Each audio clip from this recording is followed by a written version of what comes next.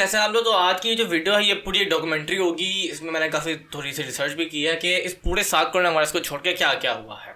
तो चलिए शुरू करते हैं। देखिए, जैसे कि हमें पता है कि कोरोना वायरस आया है और बहुत धूमधाम से जनवरी में आया और पूरी जनवरी के बाद से जिस तरह ये ममालिकों में फैला है उसकी कोई हद नहीं। और बहुत से जो ममालिक है उनकी जो इकोनॉमी का पट्टा है वो बैठ चुका है, बहुत एक सीवियर किस्म का पट्टा बैठ चुका है। बहुत से जो ममालिक है वो रिसेशन के अंदर चले गए हैं। रिसेशन क्या होता है? रिसेशन ये होता है कि जब लेट्स सपोज मैं आपको इसकी मिसाल देता हूँ कि पाकिस्तान, अब आप अपने मुल्क से मिसाल लें।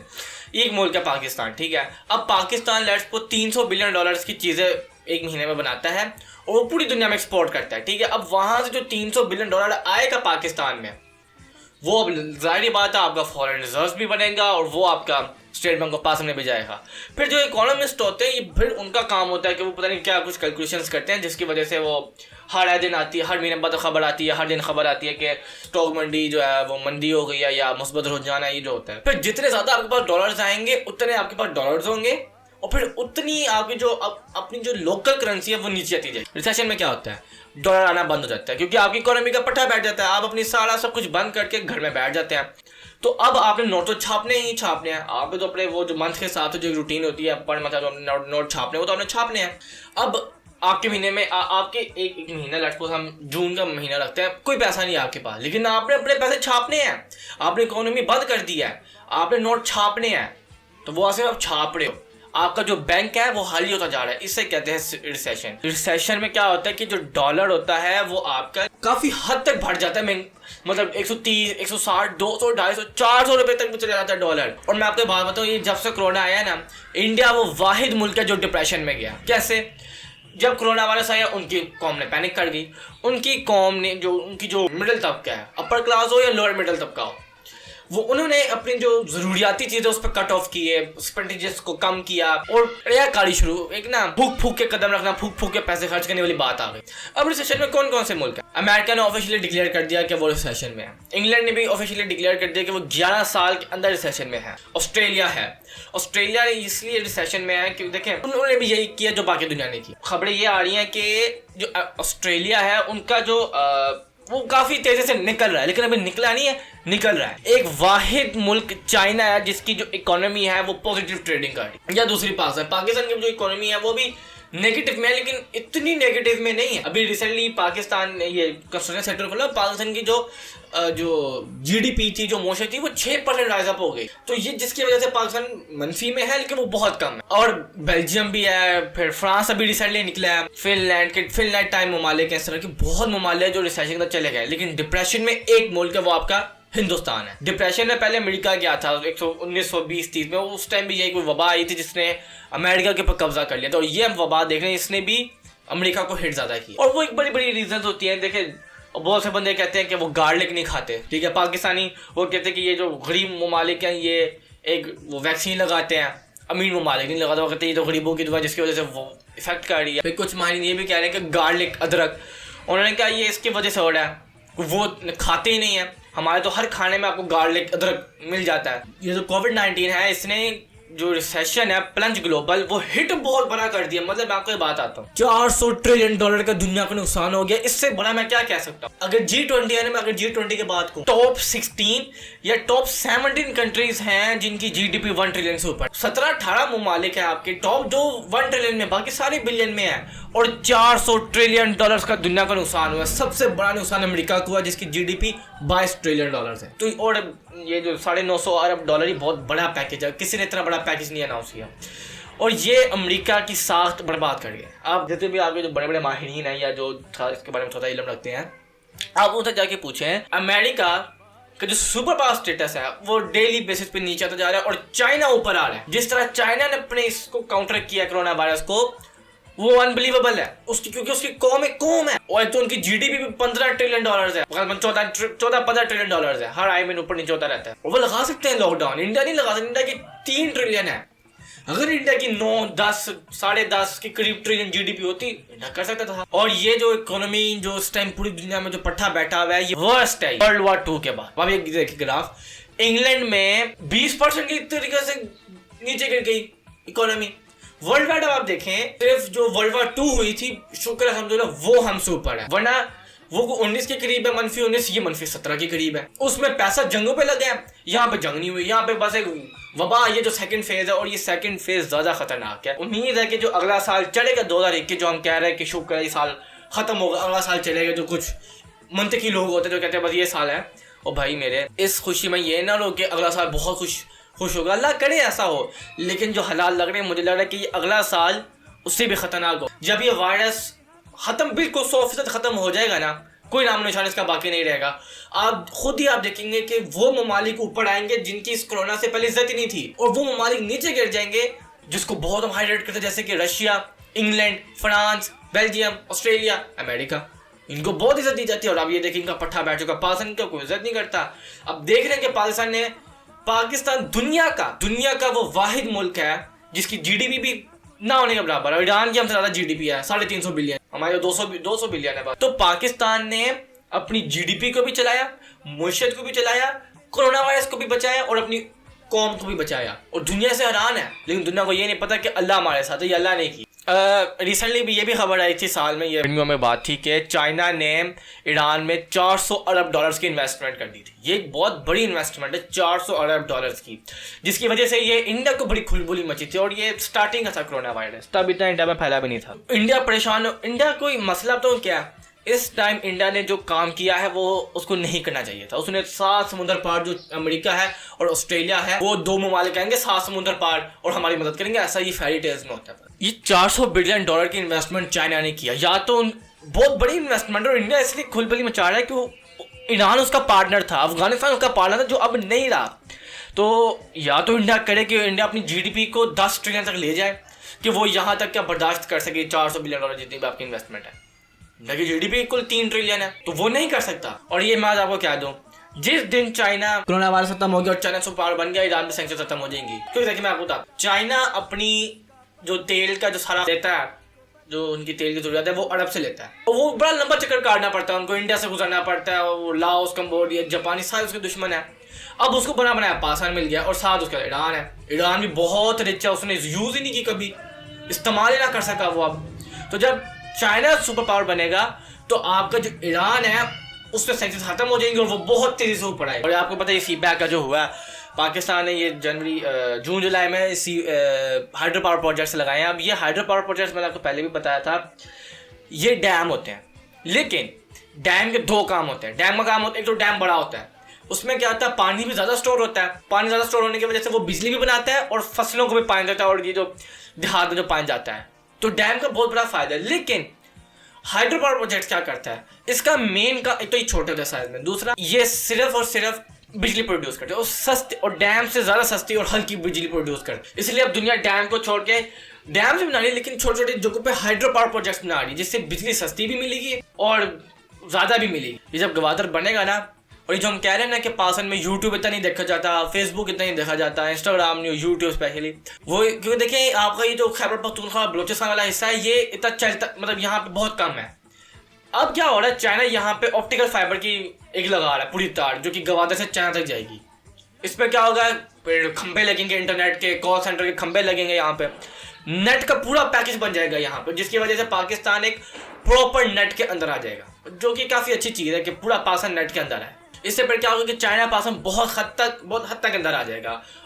चाइना को बार बार पास आने की जरूरत है, वो उधर से सारा कम्युनिकेशन करके सारा उधर से अपना जो महीने का जो भी उसका डाटा होगा वो ले लिया करे। खुशी की खबर है पाकिस्तान के लिए कि एक ऐसा मुल्क हमारे पे निसार कार्ड है। इसमें पाकिस्तान का जो जोग्राफिया है वो काफी इंपॉर्टेंट का बहुत अहम है, इसकी अहमियत है। क्योंकि देखिए आप एक बात पाकिस्तान का आप स्ट्रेटेजिक लोकेशन देखने आप देखेंगे, आपको समझ आ जाएगी कि पाकिस्तान कितना अपने स्ट्रेटेजिक लोकेशन से कितना कमा सकता है, फिर सियाहत वगैरह वगैरह। चाइना का जहाँ पे चाइना की बंदरगाहें हैं वो जापान के कंट्रोल में, मतलब वो जापान के रास्ते में आता है, दुश्मन है उसका। फिलिपाइन एक हद तक दुश्मन ही है, लाओस, कंबोडिया, इंडिया, ये सारे उसके दुश्मन है, जिसकी वजह से उसको अरब तक पहुंचने में लंबा टाइम लगता है और खतरात भी होते हैं। और अब आपको पता है जो अरबों ने किया, उसको पाकिस्तान से रास्ता मिल गया और सस्ता भी मिल गया, टाइम भी शॉर्ट लगेगा, और पता है कि चोरी नहीं हो सकता हमारा सामान। पाकिस्तान के बलोचिस्तान की तरफ से ईरान लगता है। ईरान जो है वो एक ऑयल रिच कंट्री है, गैस रिच कंट्री है, चाइना को ऑयल की जरूरत होती है, तो चाइना अब ईरान से अपना तेल ले रहा है।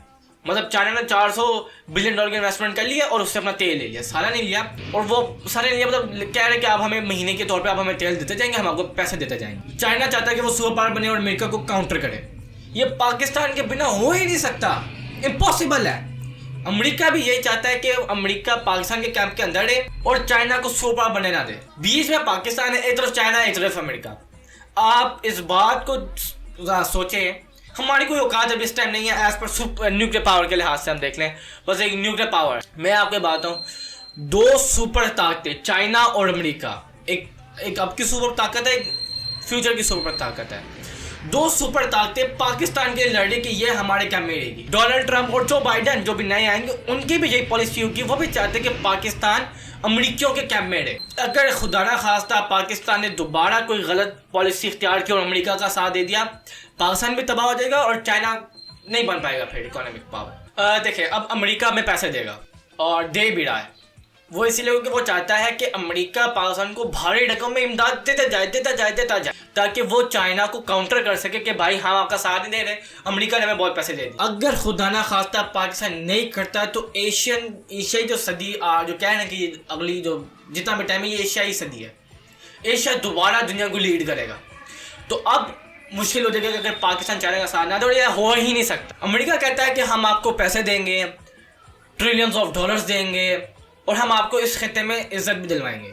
हमने बहुत दफ़ा अमेरिका की कोशिश की है, अमेरिका की हर उसकी जो ख्वाहिशात थी पाकिस्तान ने हमेशा पूरी की। याद नहीं आपको, जब अमेरिका सुपर बना, अमेरिका की सबसे बड़ी ख्वाहिश थी कि यूएसएसआर को टूट जाए, यूएसएसआर टूट जाए, रशिया जिसे आज की जुबान में कहते हैं। उसने पाकिस्तान की मदद ली, पाकिस्तान को यूज़ किया, पाकिस्तान को बहुत इमदाद दी, यूज़ किया और पाकिस्तान ने बहुत आसानी से यूएसएसआर को तोड़ दिया। जो कि अगर यूएसए अमेरिका $1000 ट्रिलियन भी लगा लेता ना, कभी ये नहीं होना था। $1000 ट्रिलियन भी लगा लेता तो अमेरिका कभी यूएसएसआर का खात्मा ना कर सकता। और ये हमारी जो फौज है उसका पोटेंशियल है कि अपने से 1 खरब गुना रकबे में बड़े मुल्क को हमने तबाह कर दी। और उसके बाद फिर वो जंग मलबा छिड़ गया, रशिया ने अफगानिस्तान पे हमला कर दिया और वो 20 साल लंबी जो नई जंग जो फिर 9/11 के बाद जो जंग छिड़ी था, न्यू वर्ल्ड स्टार जो था, पाकिस्तान उस पर बहुत लंबे अरसे तक रहा, 70 से 80 हज़ार। जरा गौर करें, पाकिस्तान का ये जो खित्ता है ना, ये जो खित्ता है इसमें जहाँ पे पाकिस्तान सिचुएशन है,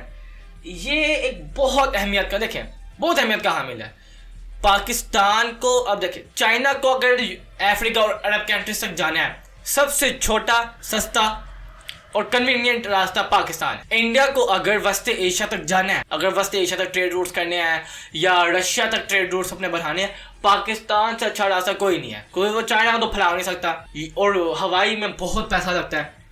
अगर वो अपना पैसा बचाना चाहता है तो वो उसको पाकिस्तान से बेहतरीन रास्ता कोई नहीं है। अफगानिस्तान को भी अगर उसने साहिल तक पहुंचना है, तो बड़ी अच्छी खबर है कि पाकिस्तान और अफगानिस्तान ने दोस्ती कर लिया है। अब अफगानिस्तान हमारे ट्रेड रूट्स करता है, तो देखिएगा अफगानिस्तान कितना तेजी से तरक्की करे। और वस्ती एशिया को भी समुद्र तक पहुंचने के लिए पाकिस्तान से बेहतरीन रास्ता नहीं मिल सकता। तो आप खुद देख लें, अगर पाकिस्तान सब कुछ बंद करके सिर्फ स्ट्रेटेजिक लोकेशन पर गौर करे तो पाकिस्तान एक बहुत बड़ी ताकत बन सकती है। अफगानिस्तान और पाकिस्तान की जो दोस्ती हुई है, ये एक काफी अच्छा साइन है। देखें, हमारे प्राइम मिनिस्टर इमरान खान गए हैं, उनके जो सदर हैं अफगानी सदर अशरफ गनी, उनसे मिले। अफगानिस्तान की जो क्रिकेट टीम है उनसे मिले, उनको दावत दी कि आप आए पाकिस्तान में क्रिकेट मैचेस खेले। और पाकिस्तान ने जो एक फजूल सी जंग थी उसको पाकिस्तान ने खत्म कर दी। अब पाकिस्तान ने कह दिया अफगानिस्तान को कि आप हमारी जो ट्रेड रूट्स आप उनको इस्तेमाल कर सकते हैं और आप अपनी तजारत बढ़ा सकते हैं। ये एक बहुत बड़ा साइन है कि पाकिस्तान और अफगानिस्तान की दोस्ती। देखें, अफगानिस्तान एक डिस्टेबलाइज्ड मुल्क है। अगर अफगानिस्तान में कुछ होता है तो अफगानिस्तान के बाद सबसे जो बुरे हालात है वो पाकिस्तान में आते हैं, क्योंकि अफगानी और पठान लगभग सेम है और पठान हिम्मतदार कौम है और वो बड़ी तादाद है उनकी पाकिस्तान में पठान। तो ये काफ़ी अच्छा सिचुएशन है और काफ़ी अच्छा साइन है जिसकी वजह से दोनों मुल्क अब तरक्की कर सकते हैं। आपको जून जुलाई में सारे वाक़यात हुए हैं और आपको शायद याद हो कि जून जुलाई में हुआ था कि फैटफ ने पाकिस्तान को स्टिल ग्रे लिस्ट में रखा। Pakistan still now on grey list till February 2021। देखिए, साफ जाहिर होता है कि दुनिया चाहती नहीं कि पाकिस्तान वाइट लिस्ट हो। अगर पाकिस्तान वाइट लिस्ट हो गया, पाकिस्तान 1 मिनट नहीं लगाएगा तरक्की करने। यह बात आप याद रखिएगा। और पाकिस्तान ने भी करारदाद फैटफ को दी हुई है और यूएन को दी हुई है कि आप इंडिया को ब्लैक लिस्ट करें। और ये एक बहुत बड़ी सिचुएशन इस टाइम है, क्योंकि पाकिस्तान इंडिया भी चाहता है कि पाकिस्तान को ब्लैक लिस्ट करे, पाकिस्तान भी चाहता है कि हिंदुस्तान ब्लैक लिस्ट हो। देखें, ये इस टाइम सिचुएशन है, ये काफी टफ सिचुएशन है। दुआ करें पाकिस्तान वाइट लिस्ट हो जाए। देखिए, फैक्टर ने जितने सवाल दिए थे, जो जो शराइ दी थी, हमने उनको पूरा किया और बज़ाहिर लग रहा था कि पाकिस्तान वाइट लिस्ट हो जाएगा, लेकिन जब खबर आई कि पाकिस्तान वाइट लिस्ट नहीं हुआ, स्टिल अब तक ग्रे लिस्ट में है। उन्होंने कहा कि पाकिस्तान की जो तरक्की है काफ़ी अच्छी खासी तरक्की, उन्होंने बातें बताना शुरू कर दी। पाकिस्तान ने बहुत मुतमईन किया है, पाकिस्तान ने हमें बहुत तरक्की दी है, पाकिस्तान ने अपने आप को बहुत स्टेबल किया है, और लेकिन हम और देखना चाहते हैं पाकिस्तान को। और उन्होंने मजीद 7-8 महीने का टाइम दिया, अब तो सिर्फ 1 महीना रहेगा जनवरी का, उसके बाद फरवरी में ऐलान होगा। मेरे ख्याल से पाकिस्तान वो वाहिद एटॉमिक पावर है जो ग्रे लिस्ट है, या बेहद को तो इंडिया, लेकिन मुझे नहीं लगता कि इंडिया ग्रे लिस्ट है, क्योंकि वो G20 के अंदर आता है। करे कि हमें वाइट लिस्ट करे अल्लाह। तुर्की ने हागिया सोफिया जो था उसको मस्जिद में जो उनका था उसको मस्जिद में, अब यहाँ पे लिबरल लोग बहुत हैं, वो कहते हैं क्यों किया ये रजब तैयब एर्दोगान ने, मस्जिद की ज़रूरत ही क्या थी। दरअसल उनको पाकिस्तान, इस्लाम, अल्लाह अकबर, सजदा अल्लाह के सामने ये अच्छा नहीं लगता। ये लिबरल्स हैं, ये सारे लिबरल्स बैठे हुए हैं जिनको ये चीज़ अच्छी नहीं लगती, उनको उनके पेट में दर्द होती है और ये हजम नहीं कर पाते। और मेरे भाइयों, ये तो जब सुल्तान मोहम्मद फातेह ने जो सुल्तान मोहम्मद फातेह था उसने बाज़ंतीनियों, जो उस टाइम जो बाज़ंतीन का जो सर था सुल्तान, जब सुल्तान मोहम्मद फातेह ने उनके धावा बोल दिया, उनको नीस्तो नाबूद कर दिया, उनके मेन अड्डों को हमला किया, मेन अड्डों को निशाना बनाया, तो एक मुआहदा हुआ, ख़रीदा गया ये। और उसके बाद 500-600 साल ये मस्जिद रही और लोग आए नमाज पढ़ के चले जाते थे। फिर आपको पता है अतातुर्क आए, पता नहीं उसको, मैं समझता हूँ तुर्कों को क्यों ये अतातुर्क है यार, उसने इस्लामिक कानून ख़त्म कर दिया तुर्की से, इस्लामिक तुर्की को उसको सेकुलर तुर्की बना दिया, जो आज इंडिया सेकुलर तुर्की बना दिया, शराब, जिना, लड़कियों के छोटे कपड़े, तो ये आपका कैसे हो सकता है। और आप मुस्लिम स्टेट है, मैं कहता हूँ अर्दोगान को बनाओ अतातुर्क अपना, ये अतातुर्क, ये है तुर्कों का अब्बा, पता नहीं मुस्तफ़ा कमाल को बनाया हुआ है, मुस्तफ़ा पाशा कमाल। और मैं बहुत खुश हूँ कि तुर्की वापस रिवाइव हो रहा है, तुर्की में वापस लोग कुरान पढ़ना शुरू हुए हैं। ये जो अर्तुगरुल ड्रामा सीरीज़ है, इसने भी रिकॉर्ड बनाया इस साल, फास्टेस्ट 1 मिलियन, 5 मिलियन, 10 मिलियन। तो ये देखें ना कितना पसंद लोग करते हैं इस ड्रामे को, क्योंकि ये इस्लामिक सकाफत, और तुर्की अब इस टाइम में भी लीड करे, में भी पाकिस्तान लीड करे, देखिए कौन लीड करता है आगे इस्लामिक दुनिया। और इस साल जो तुर्की पाकिस्तान फ्रेंडशिप है वो कोई ढकी छुपी नहीं है। बहुत दफ़ा तुर्की और पाकिस्तान का मिलन, और जब इमरान खान उधर गए थे तुर्की, तो अर्दोगान ने कहा था कि आप ये ड्रामा लें, और पाकिस्तान पर पब्लिश किया, और अब तो यूएन में भी दिखाया जा रहा है।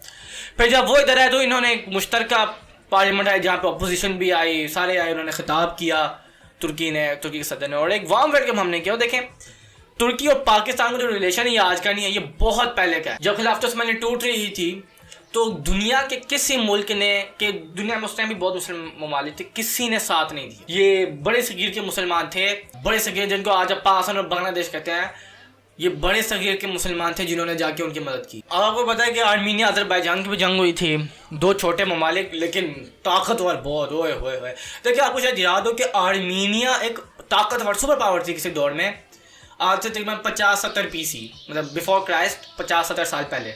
मतलब ये आप समझ लें कि 2000 मतलब 2100-2200 साल पहले, बल्कि उससे भी पहले ये सुपर पावर थी आर्मीनिया। और आर्मीनियन अम्पायर एक थी छोटी अम्पायर, कोई रकबा इसका बड़ा नहीं था, लेकिन ये एक ताकतवर अम्पायर थी। अब आप देखिए उसको छक्के छोड़ गए उसके। इससे पहले नगोरो काराबाख में क्या हुआ, वहाँ पे एक मस्जिद है, या फोटो भी देख रहे हैं उसको, इसके अंदर आर्मीनिया ने मट्टी डाली, खंजीर जो इस्लाम कहता गंदा तरीन जानवर, गलीज तरीन जानवर, गायों को रखा गया, वो वहाँ पे पेशाब करते थे, उधर ही गंदगी फैलाते थे, और वो उन्होंने ठेस पहुँचाया हम मुसलमानों को। वो उनकी उस 18वीं सदी में वो बनी थी, वो उनके लिए जैसे हमारे लिए बादशाही मस्जिद है वैसे उनके लिए वो मस्जिद है। फिर उन्होंने लड़ाई लड़ी, और देखते देखते अज़रबैजान ने जो उनका जो डिस्प्यूटेड टेरिटरी था, जैसे हमारा कश्मीर है डिस्प्यूटेड टेरिटरी इलाका था, वो उन्होंने छीन लिया। अल्लाह हमें भी तौफीक दे कि हम, अब मैं कहता हूँ ये क्यों किया, लोग बहुत अफेक्ट हुए हैं इस पर कि ये क्या, वो देखिए वो छोटे छोटे ममालिक हैं वो कर गए, हम न्यूक्लियर पावर हम नहीं कर सके, यही वजह है कि हम नहीं कर सके। देखिए आर्मीनिया और अज़रबैजान मुसलमानों के मुल्क है, आर्मीनिया ईसाइयों का मुल्क है। अज़रबैजान के पास, दोनों के पास न्यूक्लियर पावर नहीं है, जिसकी वजह से इन्होंने तलवारों से, मतलब पिस्तौलों से लड़े और बाकी चीज़ों से उन्होंने लड़ाई लड़ी। आर्मीनिया के जितने भी सुपर जो दोस्त हैं, जैसे कि अमेरिका, फ्रांस, इनकी मदद नहीं कर सके, इंग्लैंड भी नहीं कर सका, अमेरिका भी नहीं कर सका, ये अकेला तनहा रह गया। आर्मीनिया के साथ क्या हुआ, अज़रबैजान के साथ क्या हुआ, अज़रबैजान के साथ तुर्की की फ़ौज गई, पाकिस्तान की फ़ौज। अज़रबैजान ने अपने बलबूते पर जंग जीती।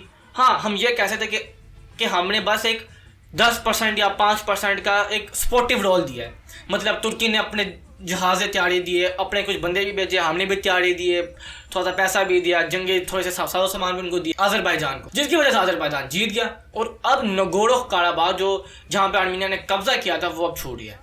और अब क्या हुआ, अब देखें, उन्होंने सबसे पहले क्या किया, सफाई करवाई, एक चबूत एक स्टूल सा कायम किया, वहाँ पर उन्होंने कुरान रखा, कुरान को चूमा। उनका जो सदर है नाम बड़ा अजीब सा अलियातुन्निसा नाम है, उनकी जो बेगम है वो भी कि खातून अव्वल, कुरान को चूमा, और वो बड़े दिलफरेब मनाजर थे। और उन्होंने फौजी लिबास पहना, उधर अपना झंडा, आर्मी अज़रबैजान ने अपना झंडा लगाया, कुरान की थोड़ी तिलावत की, कुरान को चूमा, अल्लाह का शुक्रिया अदा किया, मस्जिद की साफ सफाई की।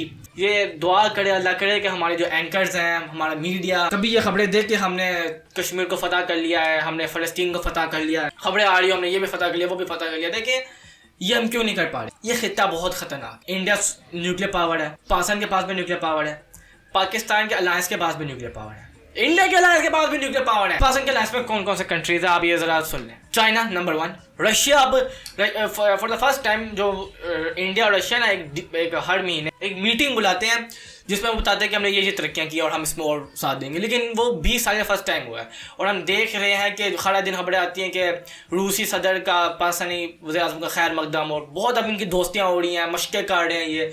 और ये अब आप देखें कि इंडिया तनहा हो रहा है। हम देख रहे हैं कि रशिया अब पाकिस्तान की तरफ उसका ज़्यादा है एज़ कम्पेयर टू इंडिया, जो दिल है वो पाकिस्तान की तरफ आ रहा है। और रशिया के पास 7,500 न्यूक्लियर वेपन्स है। इंडिया के साथ कौन कौन है? साउथ कोरिया, उसके पास 10 है, और नॉर्थ कोरिया उसके पास 10 है, इसराइल उसके पास 70 है, अमेरिका उसका बहुत बड़ा, उसके पास 6,800। लेकिन अमेरिका कहाँ तक आएगा?